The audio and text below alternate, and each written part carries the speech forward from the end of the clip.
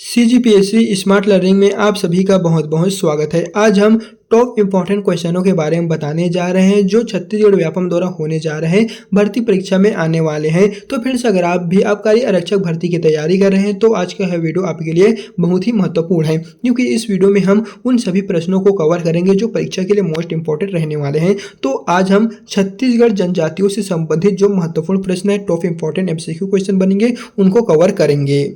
तो फ्रेंड्स, यहाँ पर फर्स्ट क्वेश्चन में देखने को मिलेगा, निम्न में जनजाति की विशेषता है, इनकी अपनी जनजातीय विशेषता होती है, या ऑप्शन नंबर बी है, इनका अपना धर्म होता है जो सर्वजीवाद का पालन करता है, या नेक्स्ट है, इनकी अपनी सामान्य संस्कृति एवं सुरक्षात्मक संगठन होते हैं। उपरोक्त सभी। तो आपको जनजाति की जो विशेषता होती है उसको बताना है, तो हो जाएगा ऑप्शन नंबर डी, उपरोक्त सभी। ये जो तीन विशेषता है, ये तीनों विशेषता ही जनजातियों की विशेषता होती है।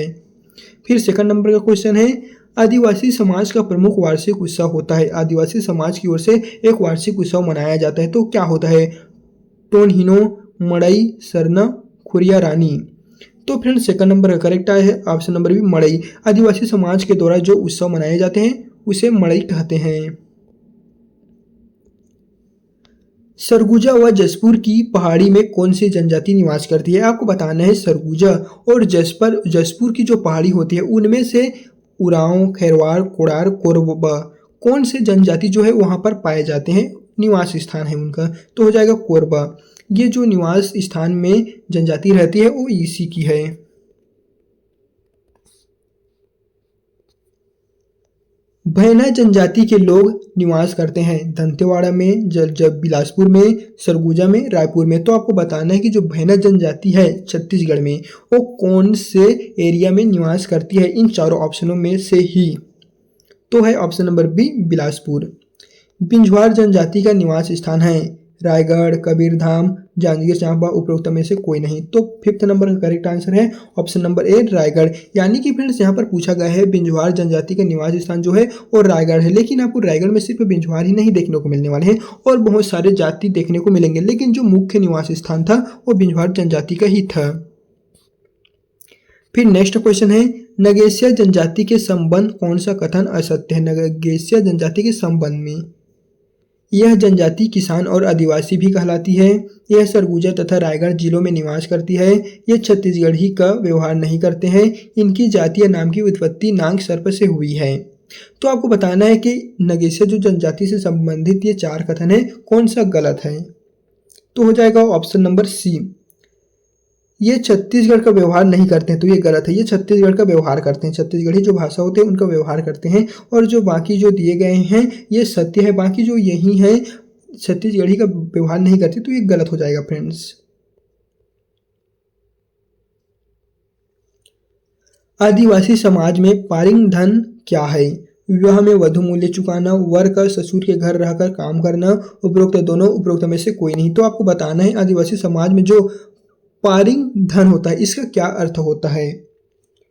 तो है ऑप्शन नंबर डी, उपरोक्त में से कोई नहीं। यहाँ पर जो पारिंग धन का महत्व है ये चारों ऑप्शनों में से कोई सा भी ऑप्शन में नहीं दिया गया है। फिर निम्न कथनों पर आपको विचार करना है, जैसे कि ऑप्शन ए है, प्रदेश की कोया जनजाति बस्तर के गोदावरी अंचल में निवास करती है, ये अपने को दोरला या कोयतुर भी कहते हैं, इनकी मातृभाषा द्रविड़ परिवार की है, इनकी तीन उपशाखाएं हैं, कोरला कोया, गुट्टा कोया, मेट्टा कोया। तो इसमें आपको सही कथन पहचानना है, केवल एक सही है, 2 और 3 सही है, 1, 2 और 4 सही है, या फिर ये सभी सही हैं। तो 8वें नंबर का करेक्ट आंसर है ऑप्शन नंबर डी। ये जो तीनों के तीन यहाँ पर सॉरी, दोस्तों यहाँ पर जो 4 ऑप्शन हैं ये चारों के चारों सही हैं। जैसे कि यहाँ पर फर्स्ट है, प्रदेश की कोया जनजाति बस्तर के गोदावरी अंचल में निवास करती है, हाँ ये सत्य है।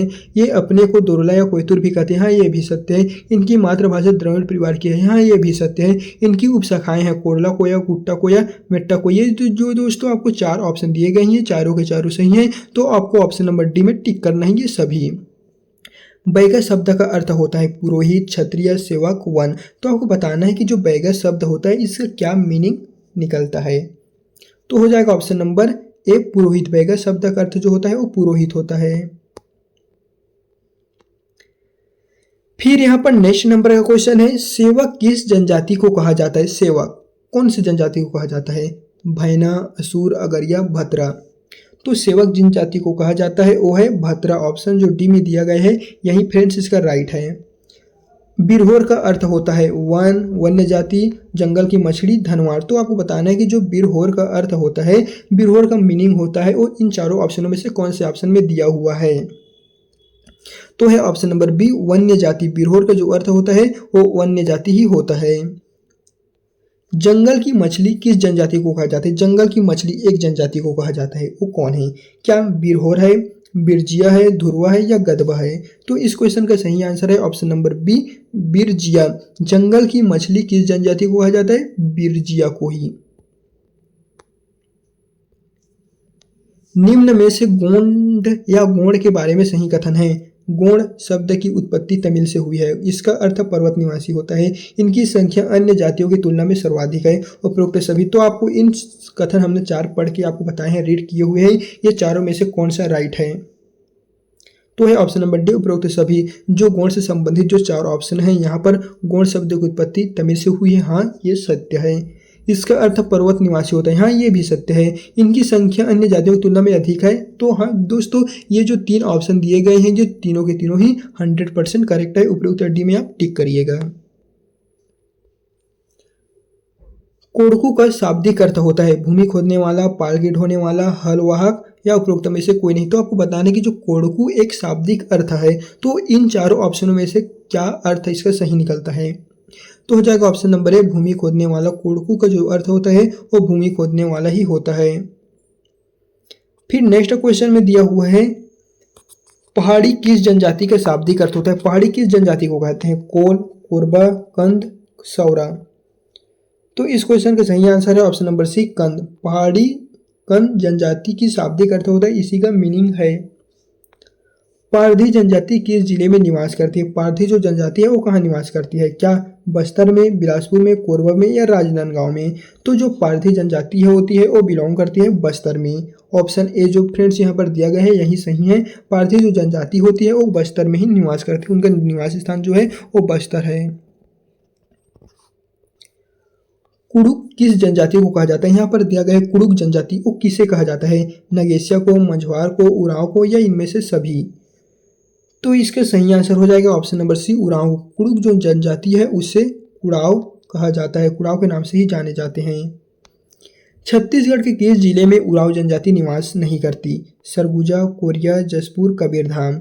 तो जो उरांव जनजाति निवास नहीं करती है वो है ऑप्शन नंबर ए, सरगुजा में। लेकिन कोरिया, जसपुर और कबीरधाम में जो कुड़ुक जनजाति है या फिर कहें तो उरांव जनजाति है वो निवास करती है। लेकिन यहाँ पर है कुड़ुक किस जनजाति को कहा जाता है? दोस्तों आप उरांव भी कह सकते हैं, या इसी क्वेश्चन में पूछा जाए कि कुड़ुक जनजाति कहाँ निवास करती है, तो आपको कोरिया, जसपुर, कबीरधाम करना है, और निवास नहीं करती तो आपको सरगुजा करना है। इस तरह जो कन्फ्यूजन आएगा कुड़ुक और उरांव में, तो आपको कन्फ्यूजन नहीं होना है। निम्न से आपको सही कथन की पहचान करना है। छत्तीसगढ़ में गोंड सबसे बड़ा जनजाति समूह है। उरांव सबसे छोटा जनजाति समूह है, जिसे कुड़ुक के नाम से भी जाने जाते हैं। कमार एवं पहाड़ी, कोरबा विशेष पिछड़ी जनजातियां हैं। तो आपको 4 ऑप्शन दिया गया है, इनमें से आपको करेक्ट ऑप्शन का फाइंड आउट करना है।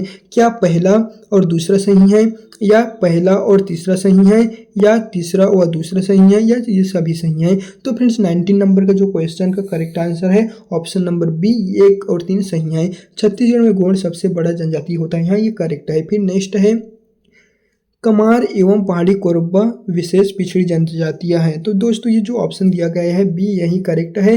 ये जो ऑप्शन नंबर 2 है, उरांव सबसे छोटा जनजाति है, ये गलत हो जाएगा। लेकिन यहाँ पर जो आपको ऑप्शन नंबर 1 और 2 दिया गया है यही करेक्ट का करेक्ट जो ऑप्शन है वो हो जाएगा। एंड फ्रेंड्स इस तरह हमने आपको यहाँ पर टोटल 1 से लेकर 90 तक के महत्वपूर्ण प्रश्नों के बारे में बता दिए हैं, जो छत्तीसगढ़ द्वारा होने जा रहे हैं 200 पदों की भर्ती के लिए एग्जाम में आने वाले हैं, जहाँ परीक्षा में जो है वो बार बार आ चुका है, आपको यहाँ पर देखने को मिल जाएगा।